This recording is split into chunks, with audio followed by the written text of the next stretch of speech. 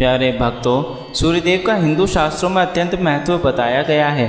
सूर्यदेव ऐसे देवता हैं जो नियमित रूप से अपने भक्तों को दर्शन देते हैं। रविवार के दिन इनकी पूजा आराधना का विशेष महत्व है।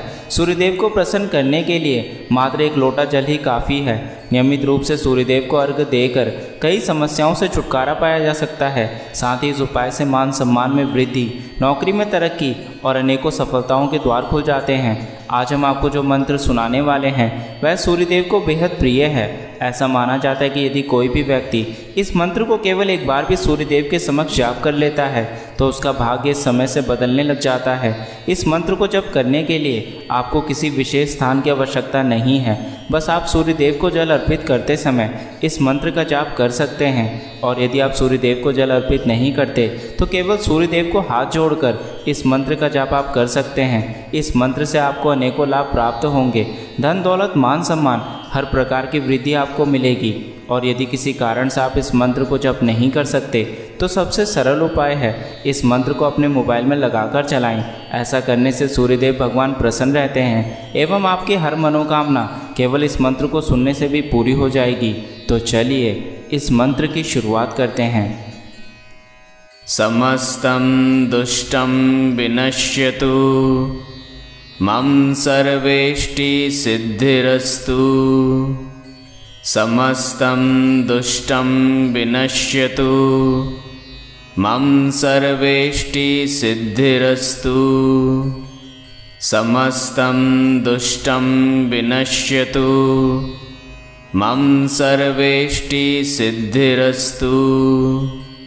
समस्तं दुष्टं विनश्यतु मम सर्वेष्टि सिद्धिरस्तु। समस्तं दुष्टं विनश्यतु मम सर्वेष्टि सिद्धिरस्तु। समस्तं दुष्टं विनश्यतु मम सर्वेष्टि सिद्धिरस्तु।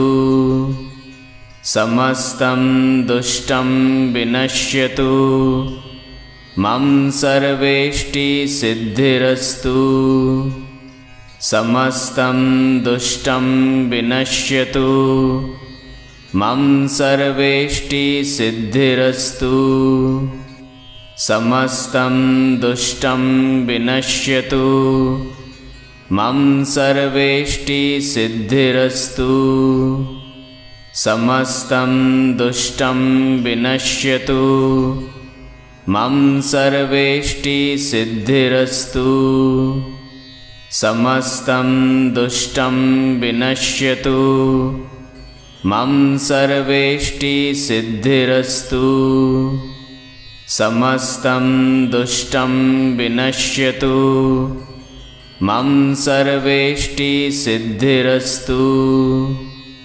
समस्तं दुष्टं विनश्यतु मम सर्वेष्टि सिद्धिरस्तु। समस्तं दुष्टं विनश्यतु मम सर्वेष्टि सिद्धिरस्तु। समस्तं दुष्टं विनश्यतु मम सर्वेष्टि सिद्धिरस्तु। समस्तं दुष्टं विनश्यतु मम सर्वेष्टि सिद्धिरस्तु। समस्तं दुष्टं विनश्यतु मम सर्वेष्टि सिद्धिरस्तु। समस्तं दुष्टं विनश्यतु मम सर्वेष्टि सिद्धिरस्तु। समस्तं दुष्टं विनश्यतु मम सर्वेष्टि सिद्धिरस्तु। समस्तं दुष्टं विनश्यतु मम सर्वेष्टि सिद्धिरस्तु। समस्तं दुष्टं विनश्यतु मम सर्वेष्टि सिद्धिरस्तु। समस्तं दुष्टं विनश्यतु मम सर्वेष्टि सिद्धिरस्तु। समस्तं दुष्टं विनश्यतु। मम सर्वेष्टिसिद्धिरस्तु। समस्तं दुष्टं विनश्यतु। मम सर्वेष्टिसिद्धिरस्तु। समस्तं दुष्टं विनश्यतु। मम सर्वेष्टिसिद्धिरस्तु। समस्तं दुष्टं विनश्यतु। मम सर्वेष्टिसिद्धिरस्तु। समस्तं दुष्टं विनश्यतु। मम सर्वेष्टिसिद्धिरस्तु। समस्तं दुष्टं विनश्यतु। मम सर्वेष्टिसिद्धिरस्तु। समस्तं दुष्टं विनश्यतु। मम सर्वेष्टिसिद्धिरस्तु। समस्तं दुष्टं विनश्यतु। मम सर्वेष्टिसिद्धिरस्तु। समस्तं दुष्टं विनश्यतु। मम सर्वेष्टिसिद्धिरस्तु। समस्तं दुष्टं विनश्यतु। मम सर्वेष्टिसिद्धिरस्तु। समस्तं दुष्टं विनश्यतु। मम सर्वेष्टिसिद्धिरस्तु। समस्तं दुष्टं विनश्यतु। मम सर्वेष्टिसिद्धिरस्तु। समस्तं दुष्टं विनश्यतु। मम सर्वेष्टिसिद्धिरस्तु। समस्तं दुष्टं विनश्यतु। मम सर्वेष्टिसिद्धिरस्तु। समस्तं दुष्टं विनश्यतु। मम सर्वेष्टिसिद्धिरस्तु। समस्तं दुष्टं विनश्यतु। मम सर्वेष्टिसिद्धिरस्तु। समस्तं दुष्टं विनश्यतु। मम सर्वेष्टिसिद्धिरस्तु। समस्तं दुष्टं विनश्यतु। मम सर्वेष्टिसिद्धिरस्तु। समस्तं दुष्टं विनश्यतु। मम सर्वेष्टिसिद्धिरस्तु। समस्तं दुष्टं विनश्यतु। मम सर्वेष्टिसिद्धिरस्तु। समस्तं दुष्टं विनश्यतु। मम सर्वेष्टिसिद्धिरस्तु। समस्तं दुष्टं विनश्यतु।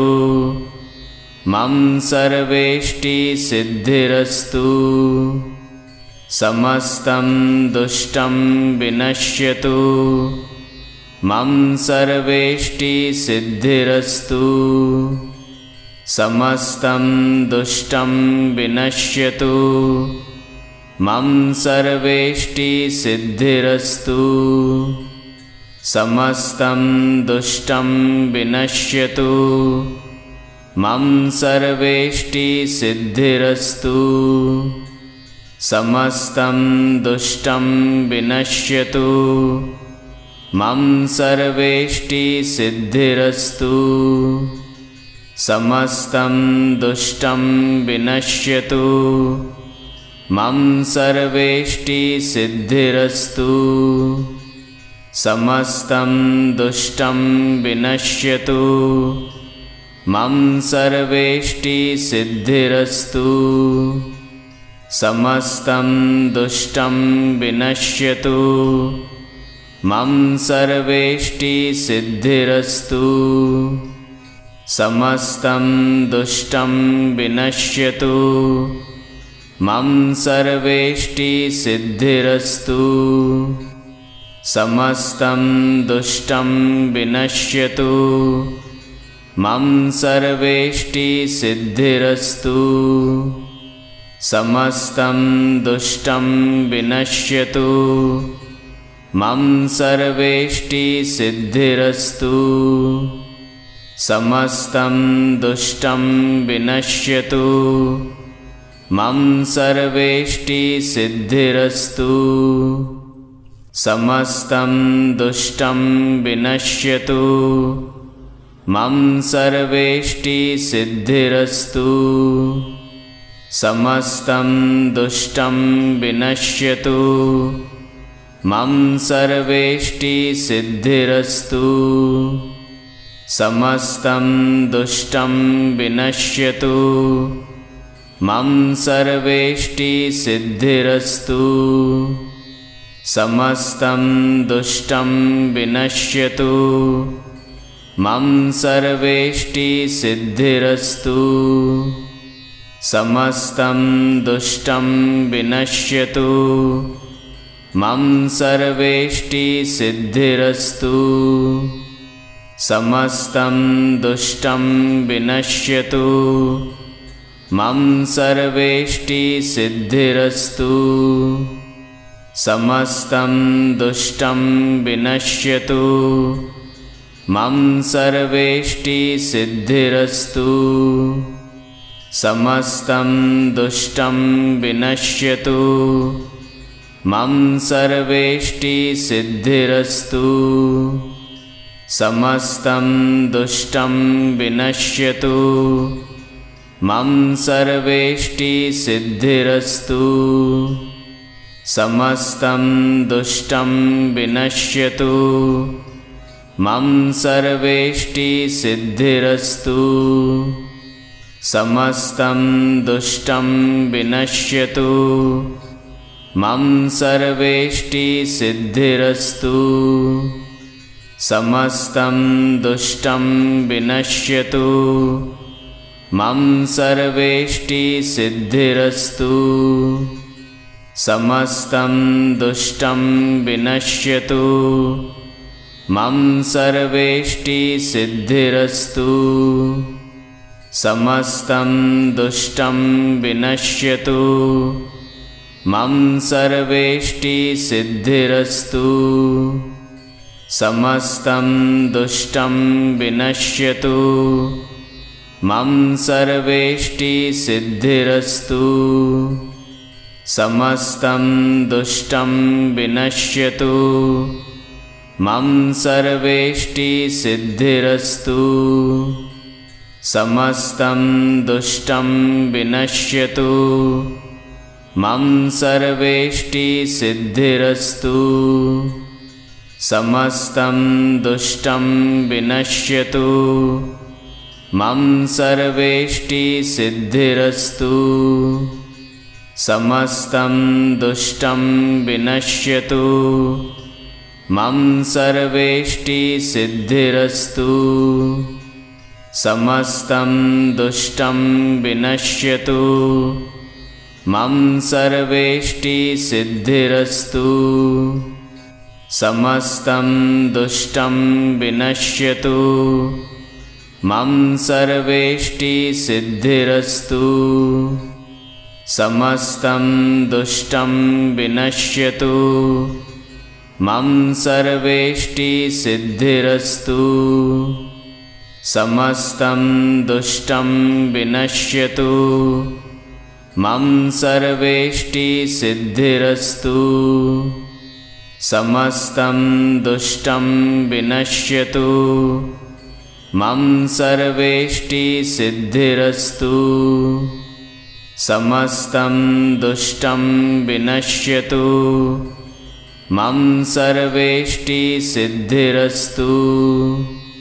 समस्तं दुष्टं विनश्यतु। मम सर्वेष्टिसिद्धिरस्तु। समस्तं दुष्टं विनश्यतु। मम सर्वेष्टिसिद्धिरस्तु। समस्तं दुष्टं विनश्यतु। मम सर्वेष्टिसिद्धिरस्तु। समस्तं दुष्टं विनश्यतु मम सर्वेष्टिसिद्धिरस्तु समस्तं दुष्टं विनश्यतु मम सर्वेष्टिसिद्धिरस्तु समस्तं दुष्टं विनश्यतु मम सर्वेष्टिसिद्धिरस्तु समस्तं दुष्टं विनश्यतु मम सर्वेष्टिसिद्धिरस्तु समस्तं दुष्टं विनश्यतु मम सर्वेष्टिसिद्धिरस्तु समस्तं दुष्टं विनश्यतु मम सर्वेष्टिसिद्धिरस्तु समस्तं दुष्टं विनश्यतु मम सर्वेष्टिसिद्धिरस्तु समस्तं दुष्टं विनश्यतु मम सर्वेष्टिसिद्धिरस्तु समस्तं दुष्टं विनश्यतु मम सर्वेष्टिसिद्धिरस्तु समस्तं दुष्टं विनश्यतु मम सर्वेष्टिसिद्धिरस्तु समस्तं दुष्टं विनश्यतु मम सर्वेष्टिसिद्धिरस्तु समस्तं दुष्टं विनश्यतु मम सर्वेष्टिसिद्धिरस्तु समस्तं दुष्टं विनश्यतु मम सर्वेष्टिसिद्धिरस्तु समस्तं दुष्टं विनश्यतु मम सर्वेष्टिसिद्धिरस्तु समस्तं दुष्टं विनश्यतु मम सर्वेष्टिसिद्धिरस्तु समस्तं दुष्टं विनश्यतु मम सर्वेष्टिसिद्धिरस्तु समस्तं दुष्टं विनश्यतु मम सर्वेष्टिसिद्धिरस्तु समस्तं दुष्टं विनश्यतु मम सर्वेष्टिसिद्धिरस्तु समस्तं दुष्टं विनश्यतु मम सर्वेष्टिसिद्धिरस्तु समस्तं दुष्टं विनश्यतु मम सर्वेष्टिसिद्धिरस्तु समस्तं दुष्टं विनश्यतु मम सर्वेष्टिसिद्धिरस्तु समस्तं दुष्टं विनश्यतु मम सर्वेष्टिसिद्धिरस्तु समस्तं दुष्टं विनश्यतु मम सर्वेष्टिसिद्धिरस्तु समस्तं दुष्टं विनश्यतु मम सर्वेष्टिसिद्धिरस्तु समस्तं दुष्टं विनश्यतु मम सर्वेष्टिसिद्धिरस्तु समस्तं दुष्टं विनश्यतु मम सर्वेष्टिसिद्धिरस्तु समस्तं दुष्टं विनश्यतु मम सर्वेष्टिसिद्धिरस्तु समस्तं दुष्टं विनश्यतु मम सर्वेष्टिसिद्धिरस्तु समस्तं दुष्टं विनश्यतु मम सर्वेष्टिसिद्धिरस्तु समस्तं दुष्टं विनश्यतु मम सर्वेष्टिसिद्धिरस्तु समस्तं दुष्टं विनश्यतु मम सर्वेष्टिसिद्धिरस्तु। समस्तं दुष्टं विनश्यतु। मम सर्वेष्टिसिद्धिरस्तु। समस्तं दुष्टं विनश्यतु। मम सर्वेष्टिसिद्धिरस्तु। समस्तं दुष्टं विनश्यतु। मम सर्वेष्टिसिद्धिरस्तु।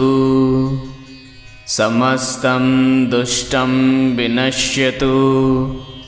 मम सर्वेष्टिसिद्धिरस्तु। समस्तं दुष्टं विनश्यतु। मम सर्वेष्टिसिद्धिरस्तु। समस्तं दुष्टं विनश्यतु। मम सर्वेष्टिसिद्धिरस्तु। समस्तं दुष्टं विनश्यतु। मम सर्वेष्टिसिद्धिरस्तु। समस्तं दुष्टं विनश्यतु। मम सर्वेष्टिसिद्धिरस्तु। समस्तं दुष्टं विनश्यतु। मम सर्वेष्टिसिद्धिरस्तु। समस्तं दुष्टं विनश्यतु। मम सर्वेष्टिसिद्धिरस्तु। समस्तं दुष्टं विनश्यतु। मम सर्वेष्टिसिद्धिरस्तु। समस्तं दुष्टं विनश्यतु। मम सर्वेष्टिसिद्धिरस्तु। समस्तं दुष्टं विनश्यतु। मम सर्वेष्टिसिद्धिरस्तु। समस्तं दुष्टं विनश्यतु। मम सर्वेष्टिसिद्धिरस्तु। समस्तं दुष्टं विनश्यतु। मम सर्वेष्टिसिद्धिरस्तु। समस्तं दुष्टं विनश्यतु। मम सर्वेष्टिसिद्धिरस्तु। समस्तं दुष्टं विनश्यतु। मम सर्वेष्टिसिद्धिरस्तु। समस्तं दुष्टं विनश्यतु। मम सर्वेष्टिसिद्धिरस्तु। समस्तं दुष्टं विनश्यतु। मम सर्वेष्टिसिद्धिरस्तु। समस्तं दुष्टं विनश्यतु। मम सर्वेष्टिसिद्धिरस्तु। समस्तं दुष्टं विनश्यतु। मम सर्वेष्टिसिद्धिरस्तु। समस्तं दुष्टं विनश्यतु। मम सर्वेष्टिसिद्धिरस्तु। समस्तं दुष्टं विनश्यतु। मम सर्वेष्टिसिद्धिरस्तु। समस्तं दुष्टं विनश्यतु। मम सर्वेष्टिसिद्धिरस्तु। समस्तं दुष्टं विनश्यतु। मम सर्वेष्टिसिद्धिरस्तु। समस्तं दुष्टं विनश्यतु। मम सर्वेष्टिसिद्धिरस्तु। समस्तं दुष्टं विनश्यतु। मम सर्वेष्टिसिद्धिरस्तु। समस्तं दुष्टं विनश्यतु। मम सर्वेष्टिसिद्धिरस्तु। समस्तं दुष्टं विनश्यतु। मम सर्वेष्टिसिद्धिरस्तु। समस्तं दुष्टं विनश्यतु। मम सर्वेष्टिसिद्धिरस्तु। समस्तं दुष्टं विनश्यतु मम सर्वेष्टिसिद्धिरस्तु समस्तं दुष्टं विनश्यतु मम सर्वेष्टिसिद्धिरस्तु समस्तं दुष्टं विनश्यतु मम सर्वेष्टिसिद्धिरस्तु समस्तं दुष्टं विनश्यतु मम सर्वेष्टिसिद्धिरस्तु समस्तं दुष्टं विनश्यतु मम सर्वेष्टिसिद्धिरस्तु समस्तं दुष्टं विनश्यतु मम सर्वेष्टिसिद्धिरस्तु समस्तं दुष्टं विनश्यतु मम सर्वेष्टिसिद्धिरस्तु समस्तं दुष्टं विनश्यतु मम सर्वेष्टिसिद्धिरस्तु समस्तं दुष्टं विनश्यतु मम सर्वेष्टिसिद्धिरस्तु समस्तं दुष्टं विनश्यतु मम सर्वेष्टिसिद्धिरस्तु समस्तं दुष्टं विनश्यतु मम सर्वेष्टिसिद्धिरस्तु समस्तं दुष्टं विनश्यतु मम सर्वेष्टिसिद्धिरस्तु समस्तं दुष्टं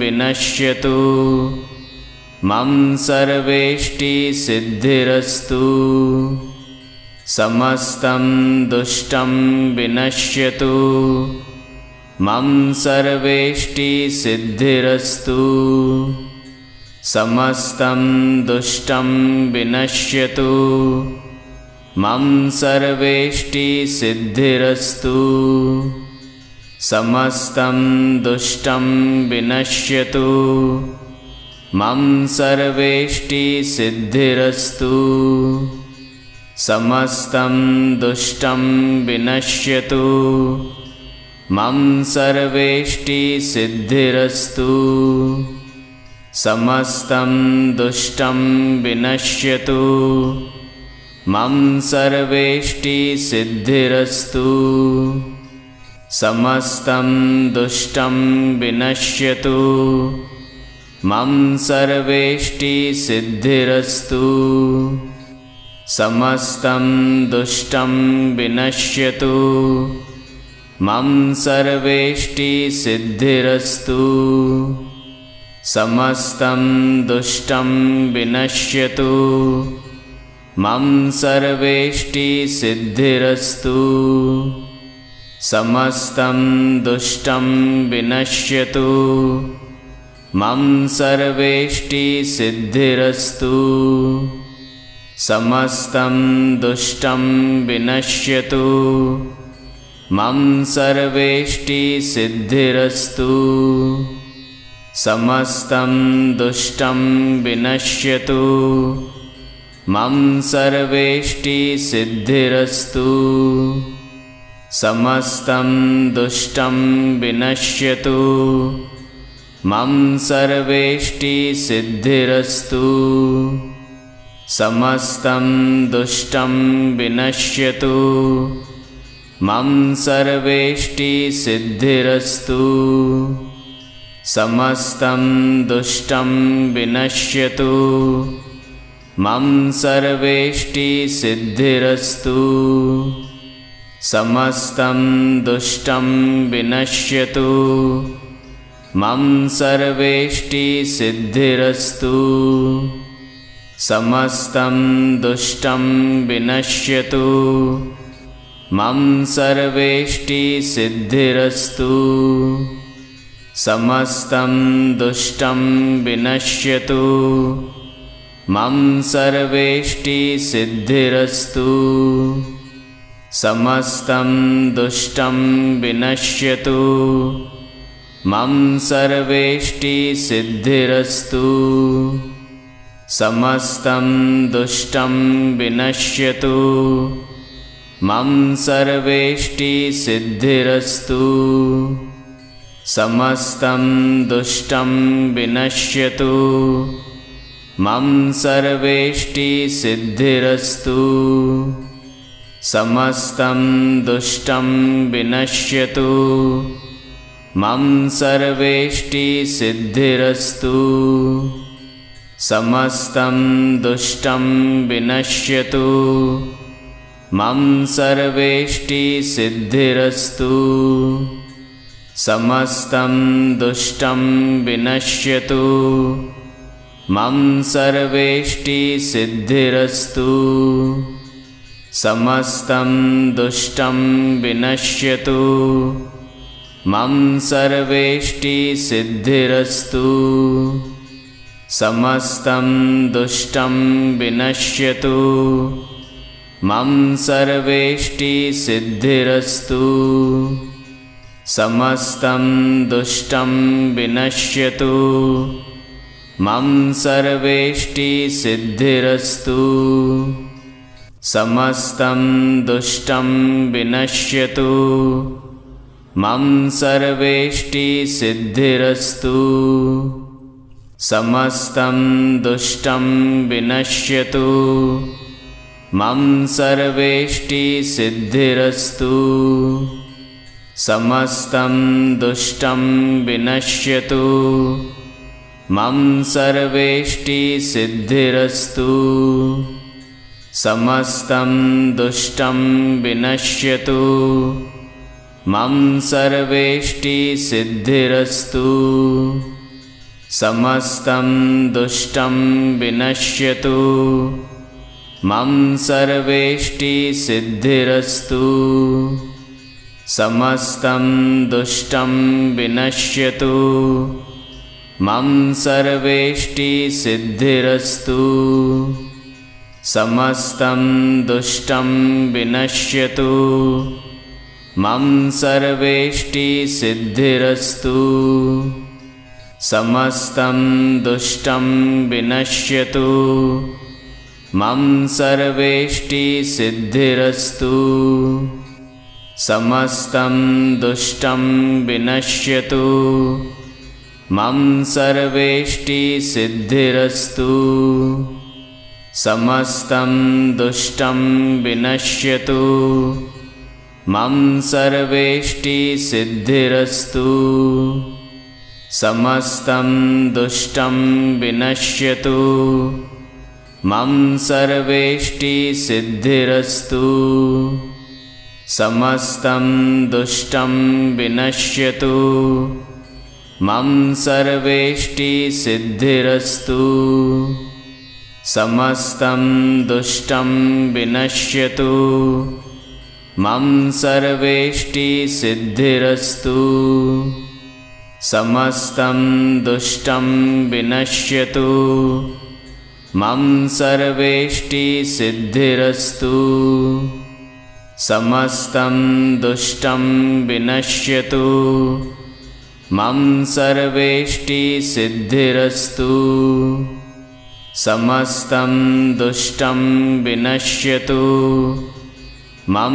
सर्वेष्टिसिद्धिरस्तु समस्तं दुष्टं विनश्यतु मम सर्वेष्टिसिद्धिरस्तु समस्तं दुष्टं विनश्यतु मम सर्वेष्टिसिद्धिरस्तु समस्तं दुष्टं विनश्यतु मम सर्वेष्टिसिद्धिरस्तु समस्तं दुष्टं विनश्यतु मम सर्वेष्टिसिद्धिरस्तु समस्तं दुष्टं विनश्यतु मम सर्वेष्टिसिद्धिरस्तु समस्तं दुष्टं विनश्यतु मम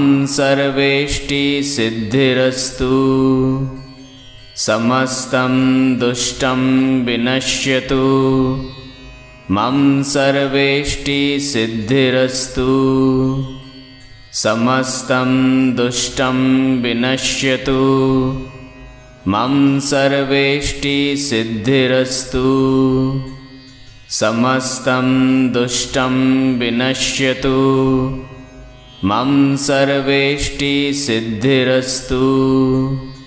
समस्तं दुष्टं विनश्यतु। मम सर्वेष्टिसिद्धिरस्तु। समस्तं दुष्टं विनश्यतु। मम सर्वेष्टिसिद्धिरस्तु। समस्तं दुष्टं विनश्यतु। मम सर्वेष्टिसिद्धिरस्तु। समस्तं दुष्टं विनश्यतु। मम सर्वेष्टिसिद्धिरस्तु। समस्तं दुष्टं विनश्यतु। मम सर्वेष्टिसिद्धिरस्तु। समस्तं दुष्टं विनश्यतु। मम सर्वेष्टिसिद्धिरस्तु। समस्तं दुष्टं विनश्यतु। मम सर्वेष्टिसिद्धिरस्तु। समस्तं दुष्टं विनश्यतु। मम सर्वेष्टिसिद्धिरस्तु। समस्तं दुष्टं विनश्यतु। मम सर्वेष्टिसिद्धिरस्तु। समस्तं दुष्टं विनश्यतु। मम सर्वेष्टिसिद्धिरस्तु। समस्तं दुष्टं विनश्यतु। मम सर्वेष्टिसिद्धिरस्तु। समस्तं दुष्टं विनश्यतु। मम सर्वेष्टिसिद्धिरस्तु। समस्तं दुष्टं विनश्यतु। मम सर्वेष्टिसिद्धिरस्तु। समस्तं दुष्टं विनश्यतु। मम सर्वेष्टिसिद्धिरस्तु। समस्तं दुष्टं विनश्यतु। मम सर्वेष्टिसिद्धिरस्तु। समस्तं दुष्टं विनश्यतु। मम सर्वेष्टिसिद्धिरस्तु। समस्तं दुष्टं विनश्यतु। मम सर्वेष्टिसिद्धिरस्तु। समस्तं दुष्टं विनश्यतु। मम सर्वेष्टिसिद्धिरस्तु। समस्तं दुष्टं विनश्यतु। मम सर्वेष्टिसिद्धिरस्तु। समस्तं दुष्टं विनश्यतु। मम सर्वेष्टिसिद्धिरस्तु। समस्तं दुष्टं विनश्यतु। मम सर्वेष्टिसिद्धिरस्तु। समस्तं दुष्टं विनश्यतु।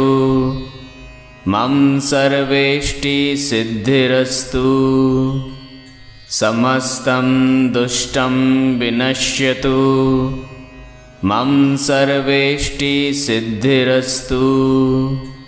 समस्तं दुष्टं विनश्यतु।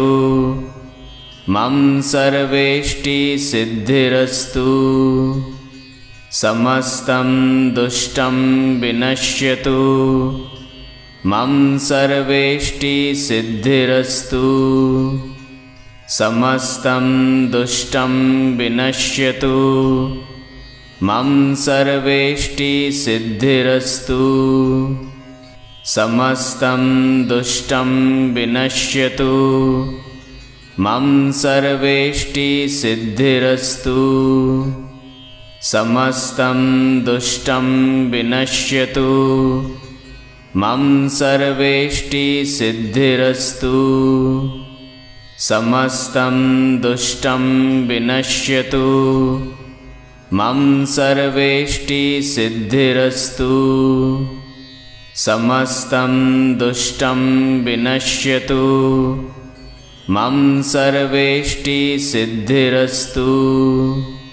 समस्तं दुष्टं विनश्यतु। मम सर्वेष्टिसिद्धिरस्तु। समस्तं दुष्टं विनश्यतु। मम सर्वेष्टिसिद्धिरस्तु। समस्तं दुष्टं विनश्यतु। मम सर्वेष्टिसिद्धिरस्तु। समस्तं दुष्टं विनश्यतु। मम सर्वेष्टिसिद्धिरस्तु।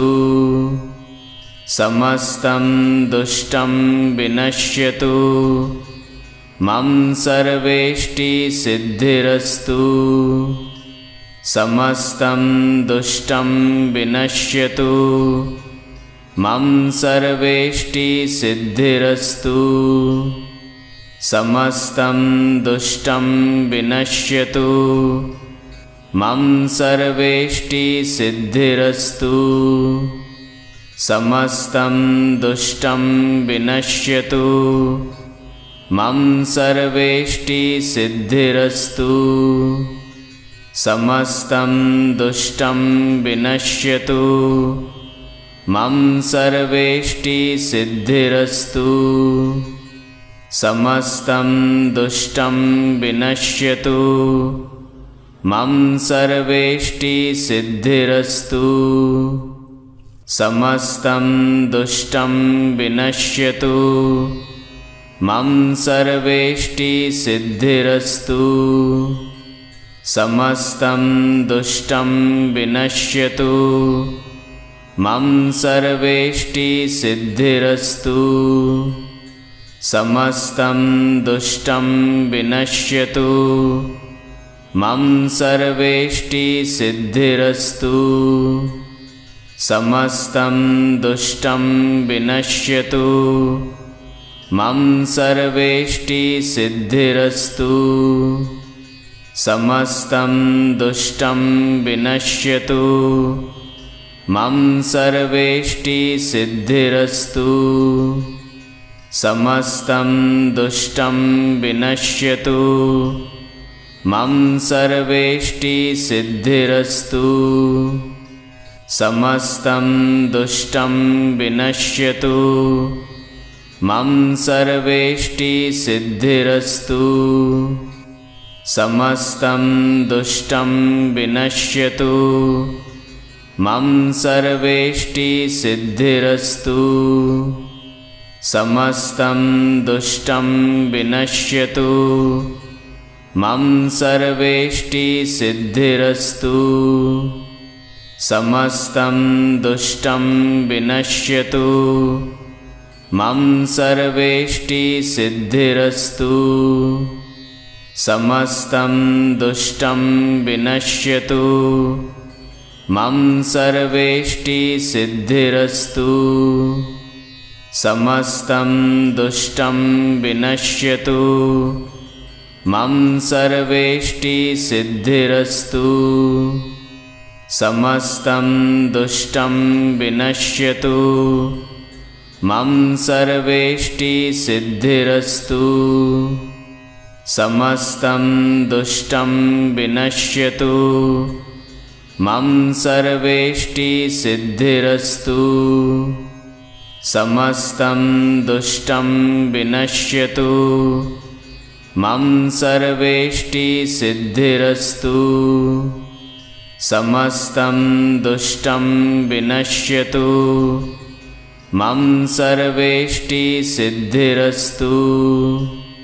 समस्तं दुष्टं विनश्यतु। मम सर्वेष्टिसिद्धिरस्तु। समस्तं दुष्टं विनश्यतु। मम सर्वेष्टिसिद्धिरस्तु। समस्तं दुष्टं विनश्यतु। मम सर्वेष्टिसिद्धिरस्तु। समस्तं दुष्टं विनश्यतु। मम सर्वेष्टिसिद्धिरस्तु। समस्तं दुष्टं विनश्यतु। मम सर्वेष्टिसिद्धिरस्तु। समस्तं दुष्टं विनश्यतु। मम सर्वेष्टिसिद्धिरस्तु। समस्तं दुष्टं विनश्यतु। मम सर्वेष्टिसिद्धिरस्तु। समस्तं दुष्टं विनश्यतु। मम सर्वेष्टिसिद्धिरस्तु। समस्तं दुष्टं विनश्यतु। मम सर्वेष्टिसिद्धिरस्तु। समस्तं दुष्टं विनश्यतु। मम सर्वेष्टिसिद्धिरस्तु। समस्तं दुष्टं विनश्यतु। मम सर्वेष्टिसिद्धिरस्तु। समस्तं दुष्टं विनश्यतु। मम सर्वेष्टिसिद्धिरस्तु। समस्तं दुष्टं विनश्यतु। मम सर्वेष्टिसिद्धिरस्तु। समस्तं दुष्टं विनश्यतु। मम सर्वेष्टिसिद्धिरस्तु। समस्तं दुष्टं विनश्यतु। मम सर्वेष्टिसिद्धिरस्तु। समस्तं दुष्टं विनश्यतु। मम सर्वेष्टिसिद्धिरस्तु। समस्तं दुष्टं विनश्यतु। मम सर्वेष्टिसिद्धिरस्तु। समस्तं दुष्टं विनश्यतु। मम सर्वेष्टिसिद्धिरस्तु। समस्तं दुष्टं विनश्यतु। मम सर्वेष्टिसिद्धिरस्तु। समस्तं दुष्टं विनश्यतु। मम सर्वेष्टिसिद्धिरस्तु। समस्तं दुष्टं विनश्यतु। मम सर्वेष्टिसिद्धिरस्तु। समस्तं दुष्टं विनश्यतु। मम सर्वेष्टिसिद्धिरस्तु। समस्तं दुष्टं विनश्यतु। मम सर्वेष्टिसिद्धिरस्तु। समस्तं दुष्टं विनश्यतु। मम सर्वेष्टिसिद्धिरस्तु। समस्तं दुष्टं विनश्यतु। मम सर्वेष्टिसिद्धिरस्तु। समस्तं दुष्टं विनश्यतु। मम सर्वेष्टिसिद्धिरस्तु। समस्तं दुष्टं विनश्यतु। मम सर्वेष्टिसिद्धिरस्तु। समस्तं दुष्टं विनश्यतु। मम सर्वेष्टिसिद्धिरस्तु। समस्तं दुष्टं विनश्यतु। मम सर्वेष्टिसिद्धिरस्तु। समस्तं दुष्टं विनश्यतु। मम सर्वेष्टिसिद्धिरस्तु। समस्तं दुष्टं विनश्यतु। मम सर्वेष्टिसिद्धिरस्तु। समस्तं दुष्टं विनश्यतु। मम सर्वेष्टिसिद्धिरस्तु। समस्तं दुष्टं विनश्यतु। मम सर्वेष्टिसिद्धिरस्तु। समस्तं दुष्टं विनश्यतु। मम सर्वेष्टिसिद्धिरस्तु। समस्तं दुष्टं विनश्यतु। मम सर्वेष्टिसिद्धिरस्तु। समस्तं दुष्टं विनश्यतु। मम सर्वेष्टिसिद्धिरस्तु। समस्तं दुष्टं विनश्यतु। मम सर्वेष्टिसिद्धिरस्तु। समस्तं दुष्टं विनश्यतु। मम सर्वेष्टिसिद्धिरस्तु। समस्तं दुष्टं विनश्यतु। मम सर्वेष्टिसिद्धिरस्तु। समस्तं दुष्टं विनश्यतु। मम सर्वेष्टिसिद्धिरस्तु। समस्तं दुष्टं विनश्यतु। मम सर्वेष्टिसिद्धिरस्तु। समस्तं दुष्टं विनश्यतु। मम सर्वेष्टिसिद्धिरस्तु। समस्तं दुष्टं विनश्यतु। मम सर्वेष्टिसिद्धिरस्तु। समस्तं दुष्टं विनश्यतु। मम सर्वेष्टिसिद्धिरस्तु। समस्तं दुष्टं विनश्यतु। मम सर्वेष्टिसिद्धिरस्तु। समस्तं दुष्टं विनश्यतु। मम सर्वेष्टिसिद्धिरस्तु। समस्तं दुष्टं विनश्यतु। मम सर्वेष्टिसिद्धिरस्तु। समस्तं दुष्टं विनश्यतु। मम सर्वेष्टिसिद्धिरस्तु। समस्तं दुष्टं विनश्यतु। मम सर्वेष्टिसिद्धिरस्तु। समस्तं दुष्टं विनश्यतु। मम सर्वेष्टिसिद्धिरस्तु। समस्तं दुष्टं विनश्यतु। मम सर्वेष्टिसिद्धिरस्तु। समस्तं दुष्टं विनश्यतु। मम सर्वेष्टिसिद्धिरस्तु। समस्तं दुष्टं विनश्यतु। मम सर्वेष्टिसिद्धिरस्तु। समस्तं दुष्टं विनश्यतु। मम सर्वेष्टिसिद्धिरस्तु। समस्तं दुष्टं विनश्यतु। मम सर्वेष्टिसिद्धिरस्तु। समस्तं दुष्टं विनश्यतु। मम सर्वेष्टिसिद्धिरस्तु। समस्तं दुष्टं विनश्यतु। मम सर्वेष्टिसिद्धिरस्तु। समस्तं दुष्टं विनश्यतु। मम सर्वेष्टिसिद्धिरस्तु। समस्तं दुष्टं विनश्यतु। मम सर्वेष्टिसिद्धिरस्तु।